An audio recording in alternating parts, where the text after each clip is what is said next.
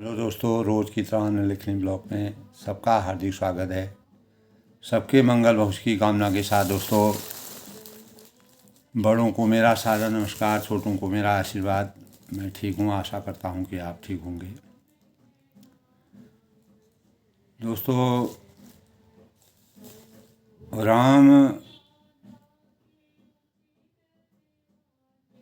चंद्र महापुरुषोत्तम और प्रबुद्ध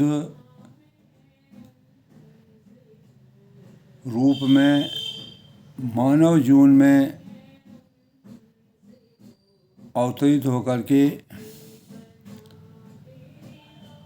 जिस प्रकार से त्रेता युग में सतयुग की अनेक प्रकार की मानव वेदनाओं की सच्चाई और वास्तविकता का वर्णन सतयुग के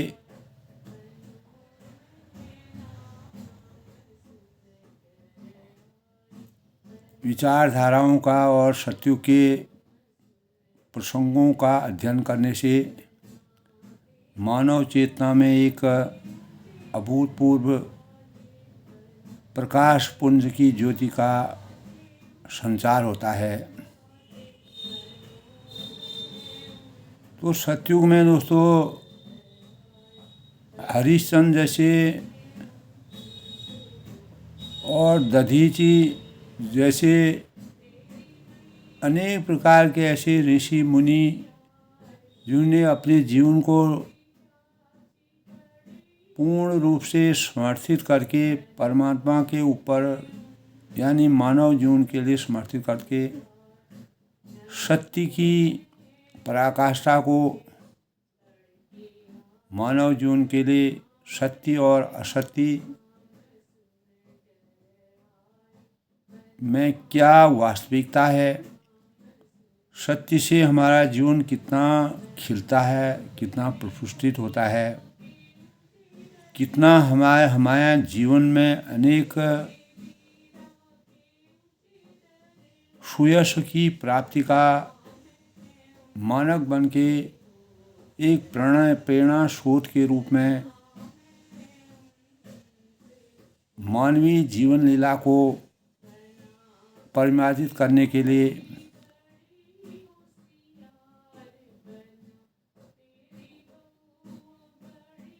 हम अपने जीवन पथ को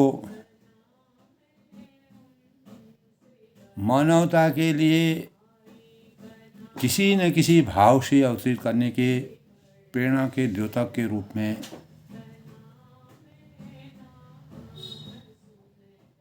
खड़े होते हैं। तो मर्यादा पुरुषोत्तम भगवान रामचंद्र जी ने जब त्रेता में राजा दशरथ जी के वहाँ जन्म लिया, तो अब उनके अंतःकरण में यही बात थी कि यही वह पुण्य स्थान है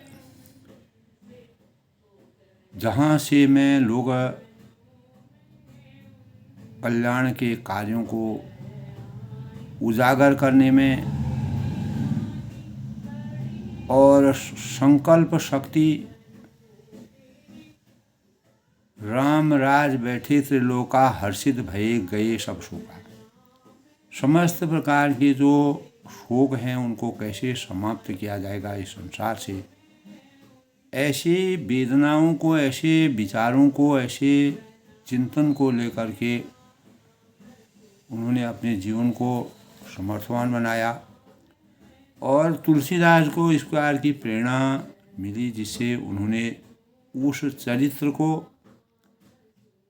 मानवीय जीवन के लिए एक पुरुषोत्तम के रूप में, जैसे उनकी लीलाओं से मानव चेतना को जगाया, मानव को मर्यादित बनाने की संकल्पनाओं से परिपोषित किया, और कैसे हमें अपने सामाजिक परिवेश में, अपने पारिवारिक परिवेश में संस्कारों का सदुपयोग करके हम अपने जीवन का सही प्रकार से निर्वहन करने में समर्थवान हो सकते हैं। इन बातों को और इन सब के सहयोग से हमारा जीवन किस प्रकार से आदर्श बनता है। तो यही बात हमें, जो हमारे अंतःकरण में अपार रोमांच और हमारा जीवन एक उपवन की तरह खिलता है, सुख की अनुभूति होती है, निर्मलता का परिवेश होता है, और हम अपने जीवन को अनेक प्रसंगों से, कथाओं से, अच्छाई और बुराई के बीच में क्या अंतर होता है, अच्छे कार्यों को करने से भक्ति का निरूपण, क्षमा, दया, दम, अहिंसा, सत्य, अस्तेय, ब्रह्मचर्य और परिग्रह, शौच, संतोष, तप, स्वाध्याय और ईश्वर प्राणिधान, ये सब जो पुष्प की तरह हमारे जीवन को खिलाता है, हमारे जीवन को प्रसन्न करता है। ज्ञान के फलों की प्राप्ति हमको होती है। तो भगवान श्री हरि रामचंद्र के चरणों में तुलसीदास जी ने जिस प्रकार की ज्ञान रूपी फल के रसों का रसास्वादन करके वेदों, शास्त्रों और अनेक प्रकार के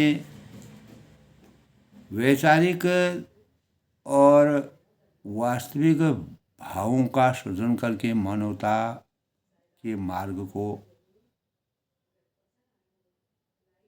सुचिता के भाव में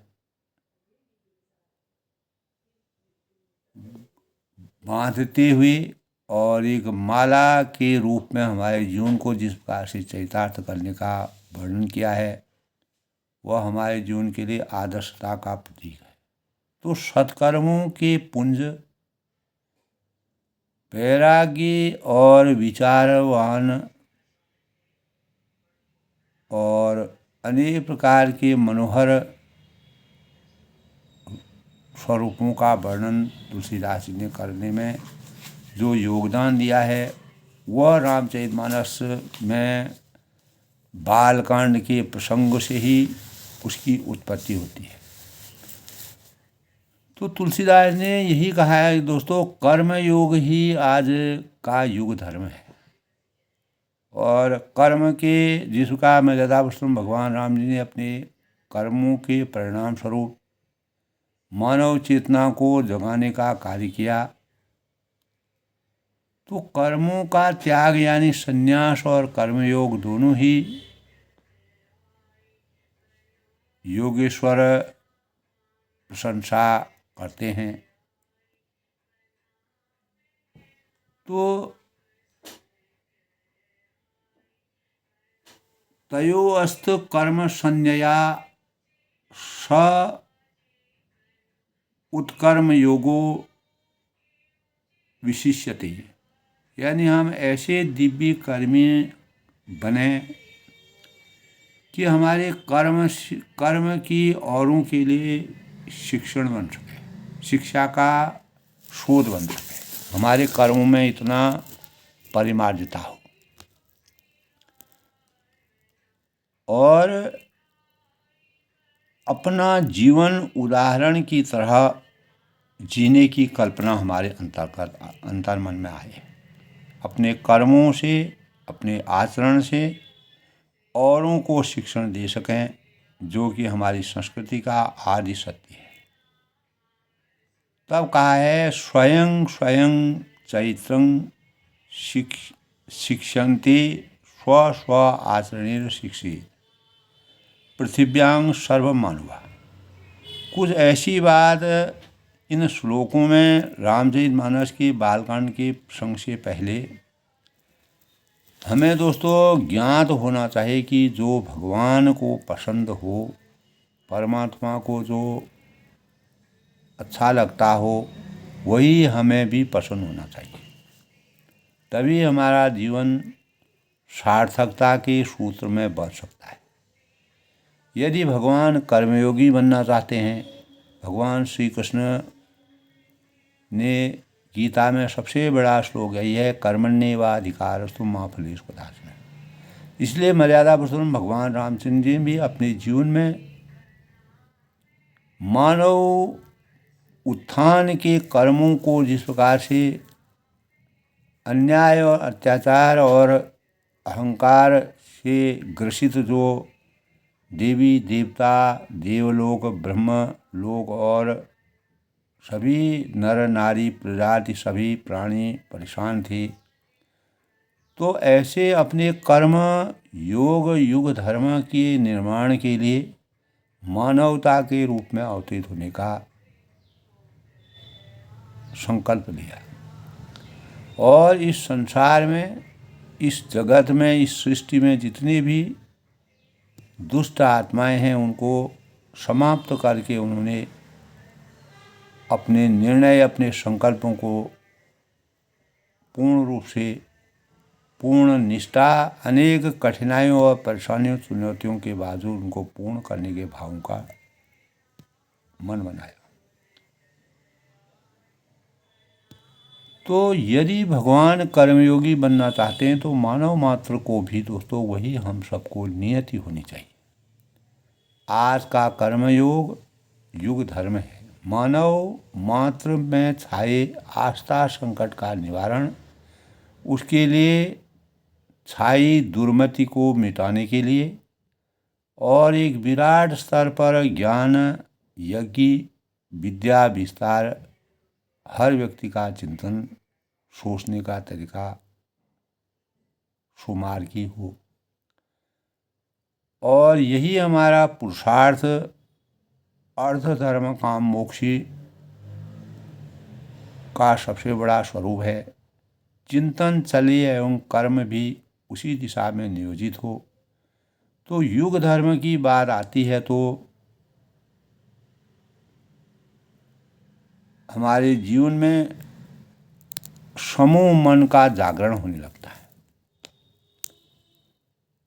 तो इसीलिए मर्यादा पुरुषोत्तम भगवान ने परिस्थितियों के अनुरूप कर्म योग जैसे जीवन में उतरे, वैराग्य संन्यास के नाम पर छाई विडंबना को मिटाने के भावों का जो वर्णन किया, तो तभी दोस्तों तुलसीदास ने बालकांड के प्रसंग में, जिसका प्रसंग अभी चल रहा है, पुलक वाटिका बाग बनो सुख सुभिहंग बिहार, माली सुमन स्नेह जलो सिंचल लोचन चार। यानी इस कथा में, इस राम कथा में, इस राम चरित्र में जो रोमांच होता है, जब भक्ति के अंतःकरण में, साधक के अंतःकरण में ज्ञान और भक्ति का संचार होता है, तो हमारे जीवन में रोमांच की उत्पत्ति होती है। वही वाटिका बाग और वन है, और जो सुख की अनुभूति हमें होती है वही सुंदर पक्षियों का विहार है। तो निर्मल मन ही माली है, जो प्रेम रूपी जल के सुंदर नेत्रों द्वारा उनको सींचता है। तो रामचंद्र जी के सगुण लीलाओं को विस्तार से वर्णन करते मैं अपने को समर्थवान समझा। वही राम सुयस रूपी जल की निर्मलता है, जो मल का नाश करते हैं। हमारे जीवन में अनेक प्रकार की जो गंदगी होती है, जो विषाक्त चीज़ें हमारे जीवन में होती है, जो बुराइयां हम सोचते हैं, अनेक प्रकार के मद लोभ कपट भ्रम संशय, जिस प्रेम भक्ति का वर्णन, अगर हम उस प्रेम भक्ति का वर्णन करते हैं तो ये हमारे जीवन में सदा के लिए समाप्त हो जाते हैं। इसलिए तुलसीदास ने रामचरितमानस को इतना प्रासंगिक बनाया। तो वही इस जल की मधुरता और सुंदर शीतलता है। तो राम रूपी जल जो है, इसकी मधुरता और शीतलता का वर्णन तुलसीदास जी करते हैं। यानी सो जल सुकृत साल हित होई, राम भगत जन जीवन सोई, मेधा मही गत सो जल पावन, सकिल सुवर्ण मग चल्यूं सुहावन। भर्यूं सुमानस सुथल सिरा थिराना। भर्यूं सुमानस सुथल थिराना, सुखद शीत रुचि चारु चिराना।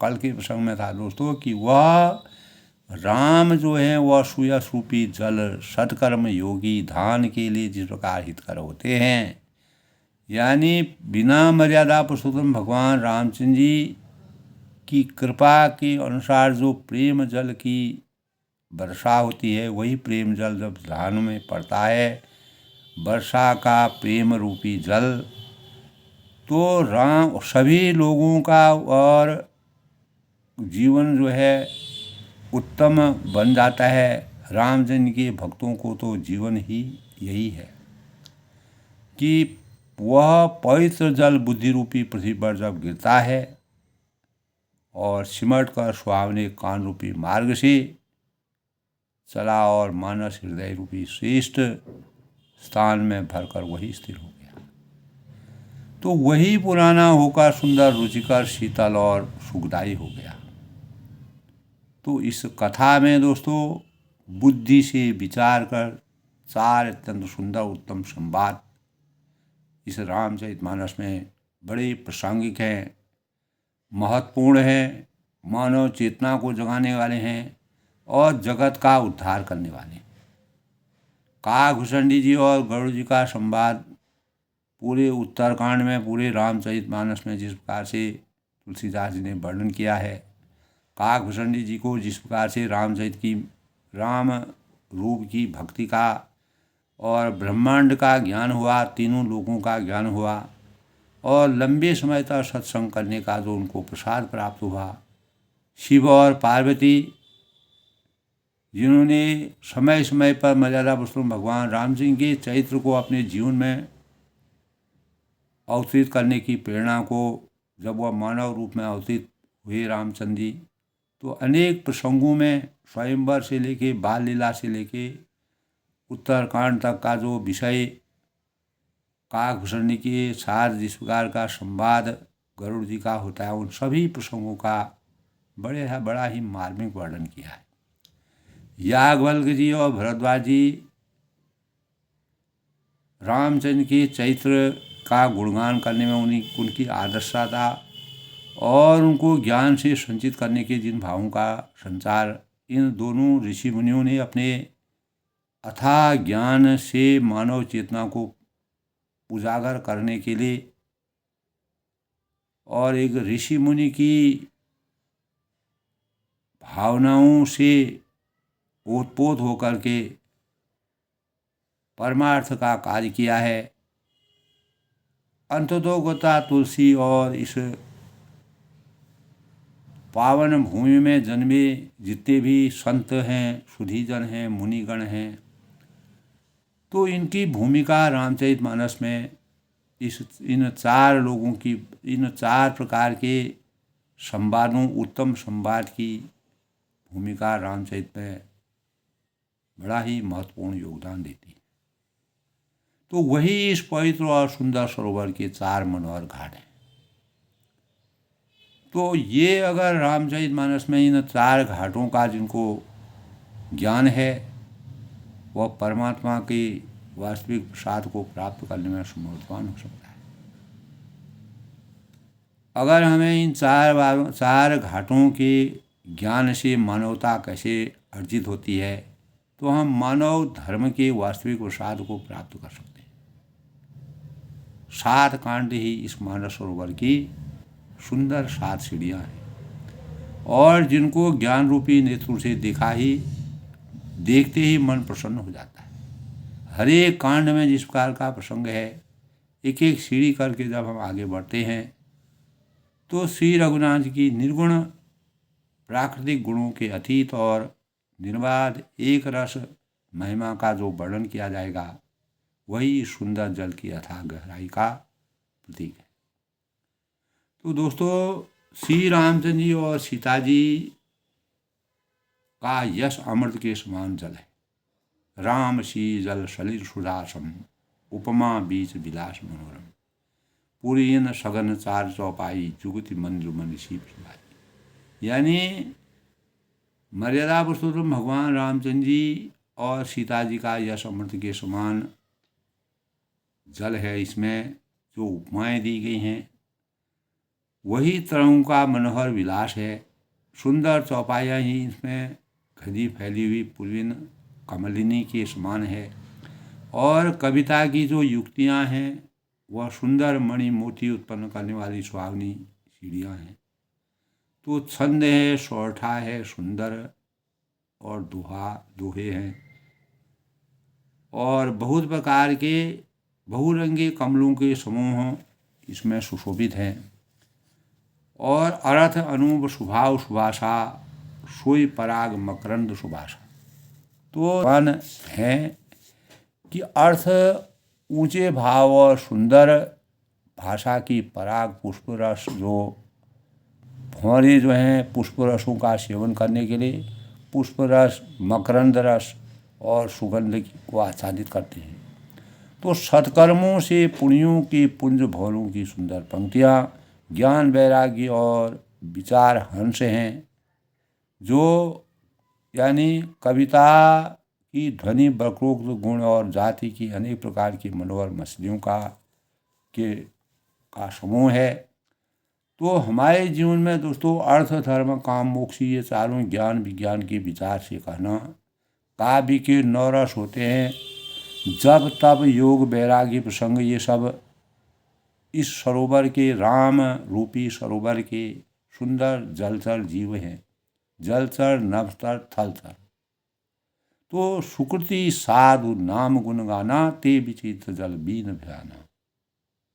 जल बिहग समाना संत सभा चहूँ दिश अवगाई सदा ऋतु बसंत समगाई। कल के प्रसंग में था दोस्तों कि सुकृति है यानी पुण्यात्मा जनों के लिए, साधुओं के लिए और श्री राम नाम के गुणों का गान करने वाले विचित्र जल पक्षियों के समान है। और संतों की सभा ही इस सरोवर के चारों ओर जिस प्रकार आम की बगीचे होते हैं और सदा बसंत ऋतु में पवित्र सुगंधित हवा का प्रवाह होता है, तो नाना प्रकार के दोस्तों भक्ति रस का निरूपण, क्षमा दया तथा दम, इंद्रिय निग्रह, लताओं के मंडप, जो लताएं प्राकृतिक छटा की इतनी प्रतीकात्मकता से हमारे जीवन को जिस प्रकार से लिपटी रहती हैं, तो मन का निग्रह, यम यानी अहिंसा, सत्य अस्ति, ब्रह्मचर्य और परिग्रह, नियम, शौच, संतोष, तप, स्वाध्याय और ईश्वर प्रणिधान ही उनके सुंदर पुष्प हैं। और श्रीहरि के चरणों में जो अथाह प्रेम की अनुभूति हमें जागती है, हम ज्ञान रूपी फल का रस का सेवन करते हैं। ऐसा हमारे वेदों में, हमारी नीति में, हमारे शास्त्रों में इस प्रकार का प्रसंग है। तो औरों कथा अनेक प्रसंगा ते सुख पिक बहु बरन विहंगा। हम रामचरितमानस में इस बात को याद रखना चाहिए दोस्तों कि हम रामचरितमानस में और भी जो अनेक प्रसंगों की कथाएं कहते हैं। जब हम द्वापर युग में भगवान कृष्ण कर्म प्रधान विश्व रज राखा, जो जस करें तस फल साखा, तो ये सब चीज़ें जो हैं हम एक दूसरे उनके प्रसंगों को इस कथा में जोड़ते हैं और अनेक धर्म ग्रंथों से लेकर के हम कथाओं में जोड़ते हैं, तो वह हमारे रामचरितमानस से मेल खाती।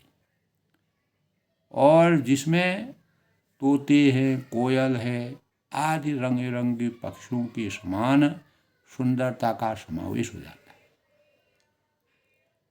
तो तब कहा है दोस्तों, पुलक वाटिका बाग बनो, सुख सुई भंग बिहार, माली सुमन सने जलो, सिंचत लोचन चार। तो कथा में जो रोमांच होता है, जो पुलकायमान हमारा शरीर हो जाता है, हम प्रफुल्लित हो जाते हैं, हम आनंदित हो जाते हैं, यही वाटिका बाग और वन है जो हमें सुख की अनुभूति करते हैं। और वही सुंदर पक्षियों का विहार उस सुंदर वन वाटिका के उपवन में दिखाई देता है। राम रूपी उपवन में जब हम विहार करते हैं तो निर्मल मन हमारा माली के समान कार्य करता है। प्रेम रूपी जल, राम रूपी जल से सुंदर नेत्रों से जब हम उसका रसास्वादन करते हैं, उनको देखते हैं, तो हम अपने जीवन को सिंचित करते हैं, अपने जीवन को पवित्र करते हैं, अपने जीवन को उजागर करते हैं। तो इस प्रकार के भावों का जो तुलसीदास जी ने बालकांड में रामचरितमानस का वर्णन किया है, तो इसी प्रसंग में दोस्तों आज का पंचांग आज 25 नवंबर 2024 मार्गशीर्ष माह के कृष्ण पक्ष की आज 10वीं तिथि है दोस्तों। उत्तरा फाल्गुनी नक्षत्र का संयोग रहेगा। चंद्रमा आज कन्या राशि में प्रवेश करेंगे और 10वीं तिथि और आज सोमवार का दिन है दोस्तों। 10वीं तिथि देर रात तक 1:02 तक रहेगी। उसके बाद एकादशी तिथि का शुभारंभ हो जाएगा। दोपहर 1:12 तक विषकुंभ योग का संयोग भी है। इस दिन विषकुंभ योग में दोस्तों किसी प्रकार के शुभ कार्य को करना वर्जित माना गया है, क्योंकि अगर आज के शुभ मुहूर्त की बात करें तो अभिजीत मुहूर्त दोस्तों 11:52 से 12:35 तक। अमृतकाल आज दोस्तों 5:14 से 7:08 तक। ब्रह्म मुहूर्त आज 5:16 से 6:04 तक। और आज का राहु काल, जिस दौरान किसी भी शुभ कार्य को करना वर्जित माना गया है। पुराने भी जो शुभ कार्य हैं वह भी आज वैसे भी विषकुंभ योग है दोस्तों 1:12 तक। तो 8:11 से प्रातः 9:30 तक राहु काल भी है।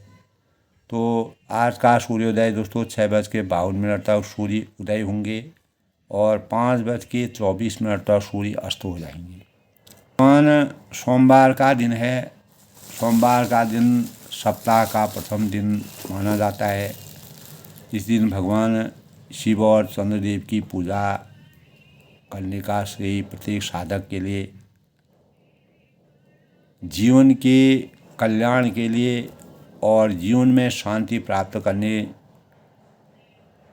और किसी भी शुभ कार्य को सोमवार के दिन से करना शुभ माना गया है।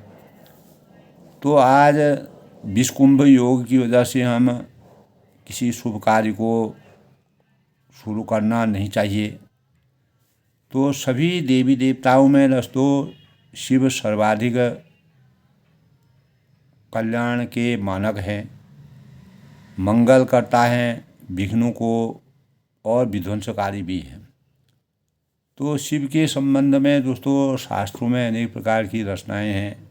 सृष्टि में जब कुछ नहीं था तब शिव जी का ही स्वरूप था। तो सृष्टि में सत्य ही शिव माना गया है। शिव ही सुंदर है, सुंदर वस्तुएं ही ग्राह्य होती हैं। तो शिव को ही दोस्तों ग्रंथ पुराणों में ब्रह्मा विष्णु महेश के नाम से माना जाता है और सत्यम शिवम सुंदरम इसलिए कहा गया है। तो तभी कहा है एक जगह दोस्तों, तमी शरणांग परम महेश्वरं तंग देवतानां परं च देवतानां पतिं पतिनां परम प्रसादं चिदाम देवं भुवनेश्वरं। दोस्तों रामचरितमानस में मैं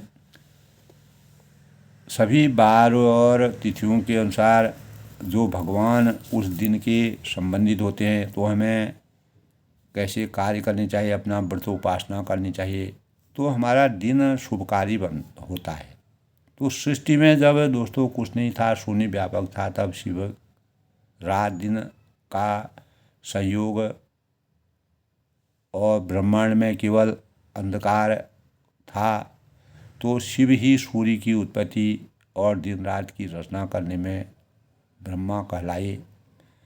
तो शिव सृष्टि के ब्रह्म हैं। ब्रह्मा और विष्णु के साथ शिव का नाम कल्याणकारी माना गया है। और समुद्र मंथन के समय जब भगवान शिव ने सुर और असुर दोनों में भयंकर युद्ध प्रारंभ हुआ, तो शिव ने विषपान करके देवताओं के कष्ट और विपत्ति से मुक्त किया। इसीलिए शिव को कल्याणकारी माना जाता है, निरंकारी माना जाता है। और भस्म उनका उनके उनके शरीर में हमेशा रहता है। तो सुर प्राचीन सुर और असुरों दोनों में पूजनीय देवता के रूप में भगवान शिव माने गए हैं। और इसीलिए त्रिपुर रावण और भस्मासुर आदि असुरों को वरदान देकर महान बनाया, लेकिन उनके अत्याचार के कारण वह बाद में जो है उनकी लीला समाप्त भी की। तो हमारे वेदों में, ग्रंथों में, धर्म पुराणों में शिव का विस्तृत वर्णन मिलता है। शिव के अनेकों नाम हमारे महेश्वर, नटवर, चंद्रशेखर, कैलाशपति, मृत्युंजय, पशुपति, हरिहर, महादेव, त्रिलोकीनाथ, नागेश्वराय, अर्धनागेश्वराय, उमापति, शंकर इत्यादि नामों से शिव की साधना की जाती है। ओम नमः शिवाय मंत्र जो है यह सर्वव्यापक मंत्र है। इसमें सभी चीज़ समाहित है और अनेक प्रकार के दूषित विचारों का विनाश इसके 108 बार अगर हम जप करते हैं, ओम नमः शिवाय का जप संपूर्ण मंत्रों का सबसे बड़ा स्वरूप माना। त्र्यंबकं यजामहं सुगंध्यं पुष्टिवर्धनं उर्वारुकमिव बंधना मृत्युर्मोक्षीमामृतम्। यानी शिव की पूजा संकटों की सुरक्षा करती है। और शिव जी में दोस्तों, शिव जी की पूजा करने से, शिव जी के 16 सोमवारों की पूजा करने से अनेक प्रकार के मनोवांछित कामनाओं की पूर्ति होती है। शिव जी की पूजा में बेलपत्र, फल फूल, जल अर्पण करना और शिव जी का अभिषेक करना, शिव जी पर चंदन का लेप करना और शिव भगवान को जल अर्पित करना बहुत ही शुभकारी माना जाता है प्रातःकालीन बेला में। इसीलिए शांति के स्वरूप होते हैं और शिव हमारे जीवन में शांति प्रदान करते हैं। तो भूषण, रत्न, धन धान्य के अलावा भगवान शिव में हम भांग, धतूरा, बेलपत्र और इत्यादि चीज़ें अर्पित करते हैं, जिससे और सोमवार को शिव की आराधना करके सात्विक भोजन करना चाहिए, फलाहारी भोजन करना चाहिए और शिव की उपासना से हमारे मनोवांछित फलों की प्राप्ति प्रत्येक मानव को होती है।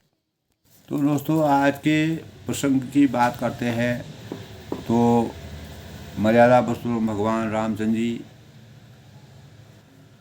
का अगर हम कथा का वर्णन करते हैं, बालकांड में, रामचरितमानस में कथा का अगर हम तुलसीदास जी ने जिस कथा का वर्णन किया है, हमारा जीवन पूरा पुलकित हो जाता है, रोमांचकारी हो जाता है।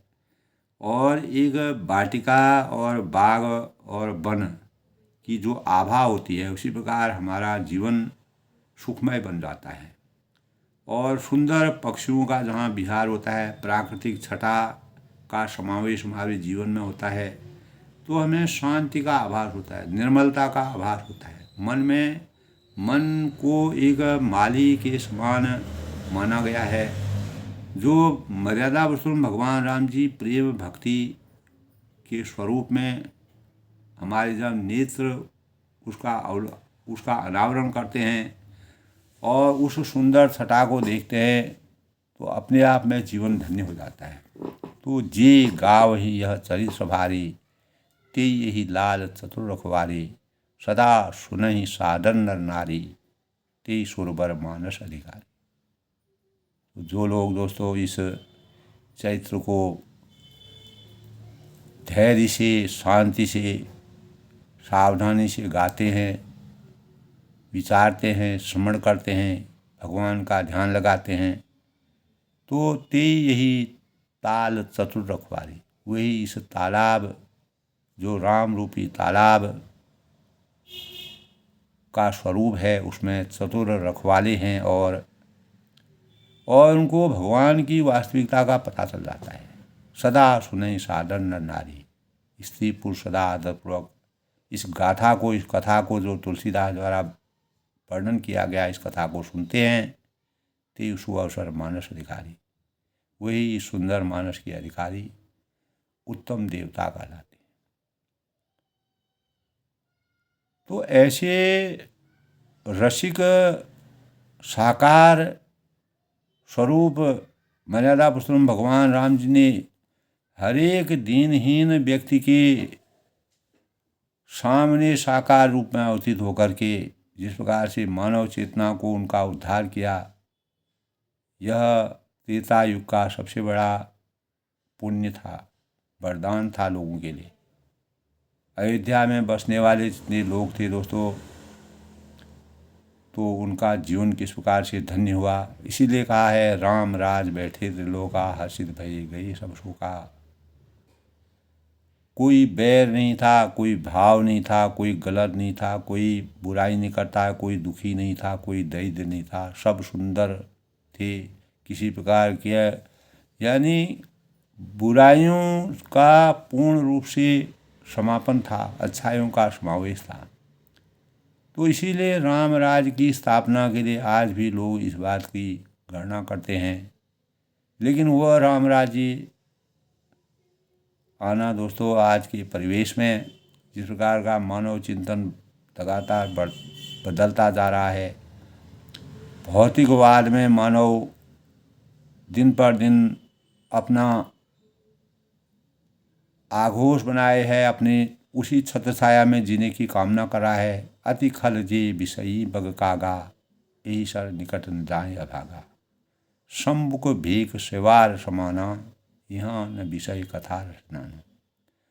तो जो अति दुष्ट और विषयी है, जो विषय वासनाओं में जकड़े हुए हैं और जिनके अंतःकरण में दुष्टता है, कुछ समय अंतराल के लिए जो सुख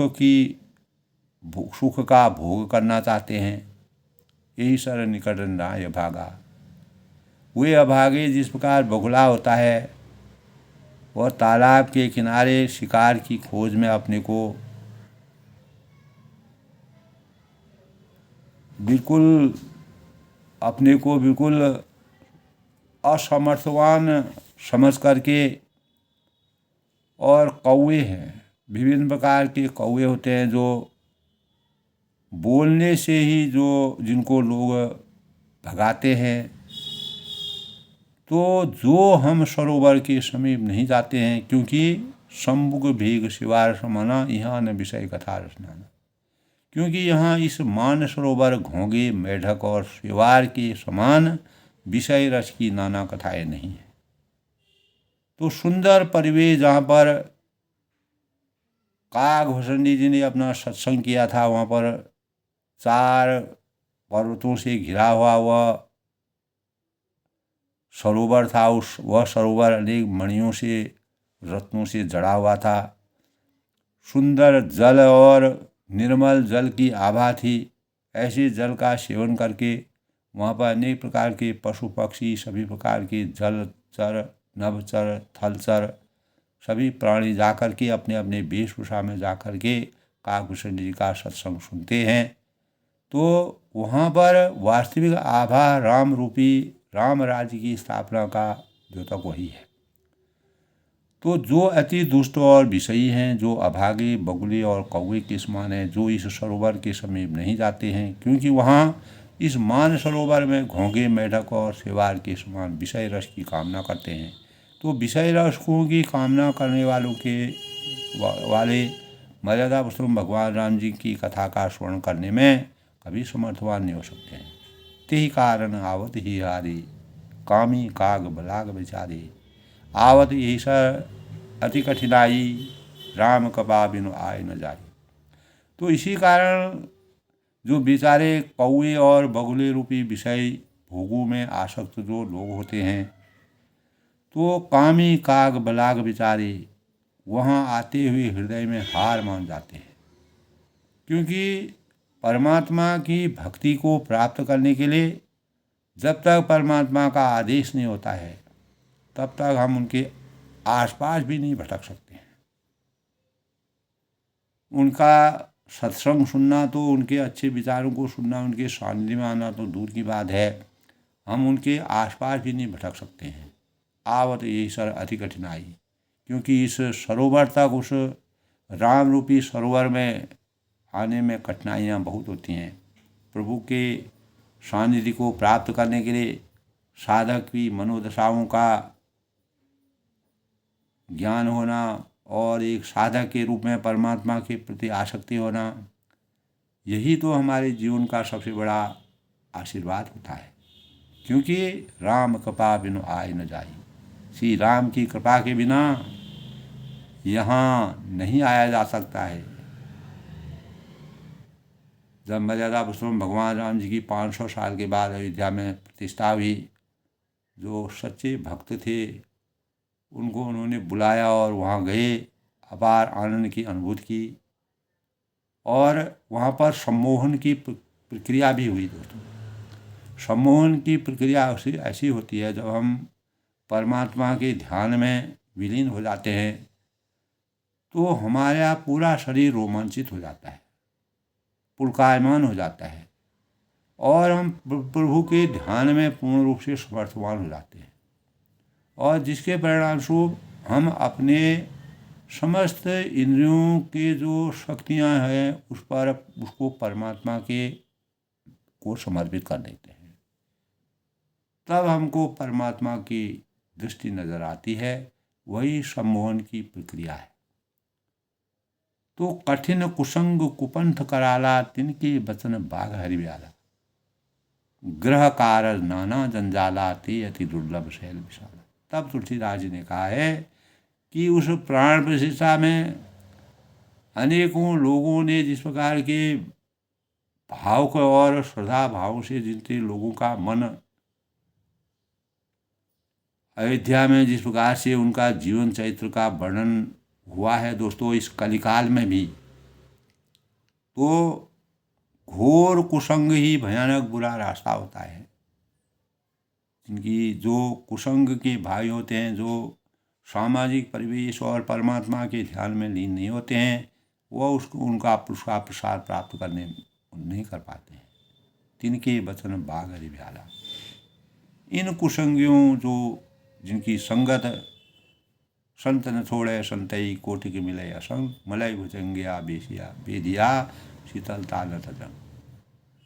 तो संत तो कोई भी कितनी भी बुराइयां मिल जाती हैं, फिर भी कितना भी उनको विष का कोई असर नहीं पड़ता है। जिस प्रकार शिव जी ने समुद्र मंथन के समय विष पान किया था, वह ही विष उनके जीवन में अमृत बना, क्योंकि लोक कल्याणकारी कार्य उन्होंने किया। तो लोक कल्याणकारी कार्य को करने में किसी प्रकार की भी राजनीति या किसी प्रकार का भी मानवीय भावनाओं से, मानव धर्म से सुसज्जित होकर करके परमात्मा के ध्यान में रोमांचित होना, यही मानवता का सबसे बड़ा स्वरूप है। तो ग्रह कार्य नाना जंजाला, घर के कामकाज और गृहस्थ में जो फंसे हुए लोग होते हैं, भांति भांति के जंजालों में जो बंधे रहते हैं, अत्यंत दुर्गम बड़े पहाड़ है, उनको हर चीज़ जो है अथाह लगता है।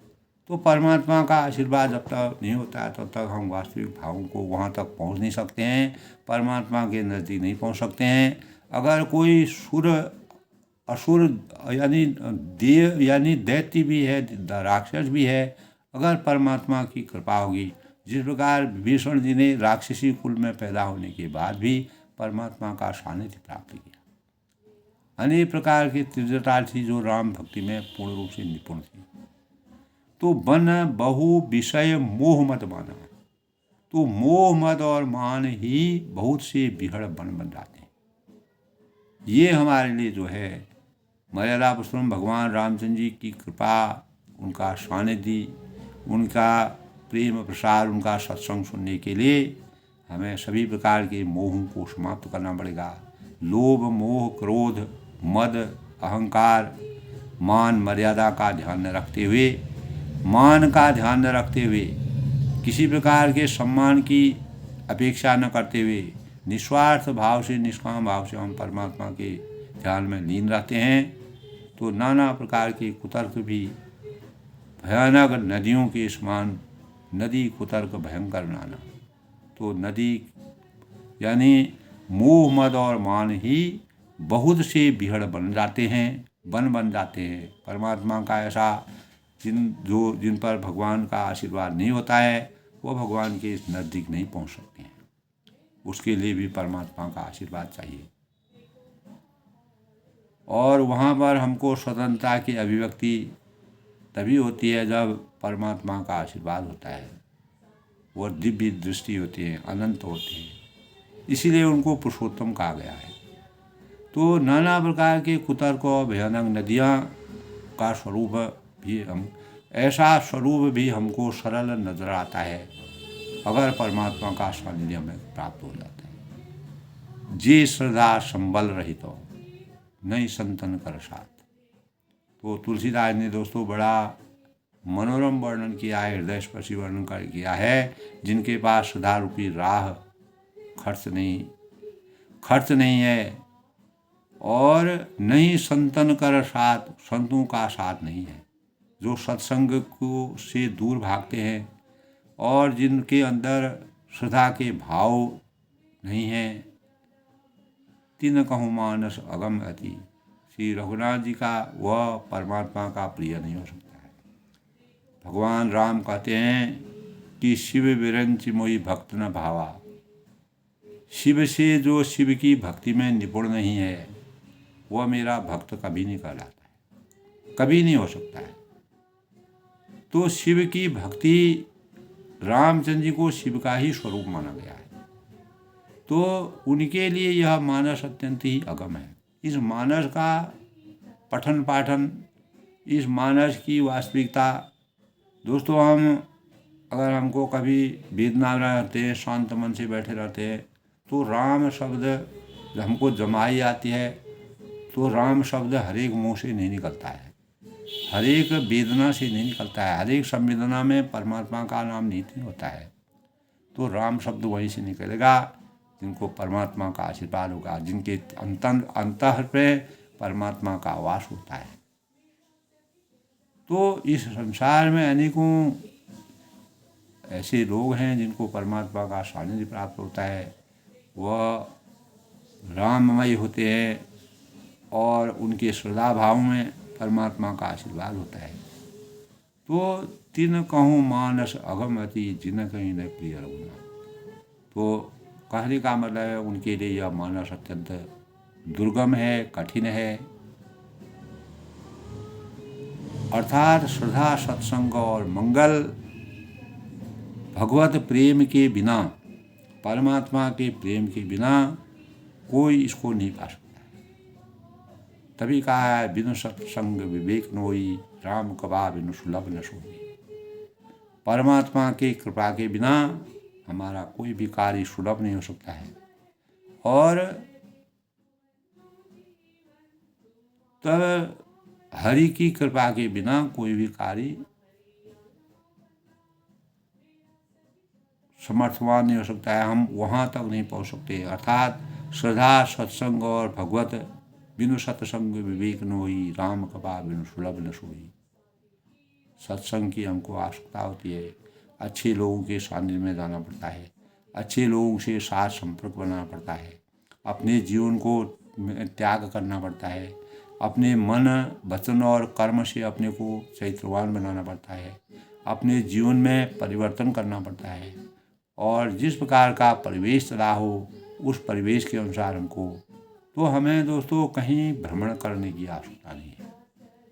परमात्मा का ध्यान अगर हम सच्चे मन से अपने किसी भी स्थान पर बैठ करके हम परमात्मा का ध्यान करें, तो हमें हमारे अंतरंग में श्रद्धा, सत्संग और भगवत प्रेम की आस्था का प्रवेश होगा, जिसके परिणाम स्वरूप हम परमात्मा का आशीर्वाद हमको प्राप्त होगा। तो आज के प्रसंग में दोस्तों तुलसीदास जी ने भगवान की प्राप्ति करने के लिए श्रद्धा रूपी राह शर्त नहीं है, खर्च नहीं है और संतों का साथ नहीं है, और जिनको श्री रघुनाथ जी की प्रिय नहीं है उनके लिए यह मानस अत्यंत ही कठिन है, दुर्लभ है और अगम है, क्योंकि श्रद्धा, सत्संग और भगवत प्रेम के बिना कोई भी इसको प्राप्त करने में समर्थवान नहीं हो सकते। तुलसीदास जी ने दोस्तों इन भावों को उनके अंतरंग में मर्यादा पुरुषोत्तम भगवान राम जी का प्रवेश हुआ, जिसके परिणाम से उनको परमात्मा का ध्यान जैसे जैसे उनके अंतरंग में आता रहा, उन्होंने उनका वर्णन किया।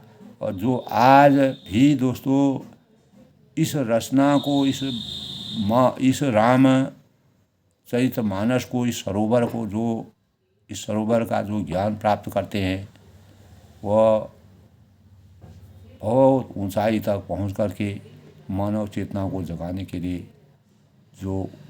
जिनको इसका गूढ़ रहस्य मालूम है, उनको परमात्मा का सानिध्य प्राप्त है। तो आज के रामचरितमानस में दोस्तों अपनी वाणी को विराम देते हुए मैं सबके मंगल भविष्य की कामना करता हूँ। आज का प्रसंग थोड़ा ज़्यादा हो गया दोस्तों, तो मैं सभी से अपेक्षा करता हूँ कि हमें मन, वचन और कर्म से परमात्मा के नज़दीक पहुँचने के रास्ते को सुगम बनाना चाहिए, तभी हम अपने जीवन में किसी भी कर्म क्षेत्र में अपने जीवन को साकार बनाने में समर्थवान हो सकते हैं। सभी लोग सुखी रहें, खुश रहें।